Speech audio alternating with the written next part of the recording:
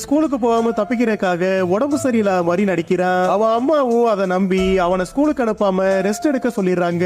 அதுக்கப்புறமா அவங்க கிளம்புனதுமே அவன் யதார்த்தமா பக்கத்து வீட்டு பாட்டி அளவுக்கு அதிகமா கேட் ஃபுட் வாங்குறத நோட் பண்றான். அவங்க கிட்ட கேட்டே இல்லைன்னு அவன் யோசிச்சுட்டு இருக்கப்ப அந்த கேன்சர் ரொம்ப ஈஸியா தூக்கி அவங்க இன்னமும் ஷாக் கொடுக்குறாங்க.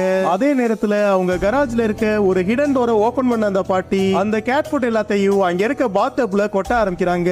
அப்ப திடீர்னு அந்த பாட்டி அவனை பார்த்து திரும்ப அதை பார்த்து ஷாக் ஆனவன் வேகமா கீழே உட்காந்துறான். என்னதான் அவனுக்கு பயமா இருந்தாலும் கியூரியாசிட்டியில ஒரு கேமராவை பிஷிங் ரால கட்டி வெளியில அனுப்பி மறுபடியும் அங்க நடக்கிறத பார்க்க ஆரம்பிக்கிறான். அப்ப அந்த பாட்டி பாத்டப்ல உட்கார ஆரம்பிக்க ஷேடோல ஒரு கொடூரமான மிருகம் தெரியுது. உடனே அவன் பயத்துல கேமராவை கீழே போட்டுறான். அதுக்கப்புறமா அவன் ஆன்லைன்ல அதை பத்தி தேடி பார்த்தா மனுஷங்க உடம்புல மறைஞ்சு வாழ்ற ஒரு பழங்கால மிருகத்தை பத்தி போட்டிருக்காங்க.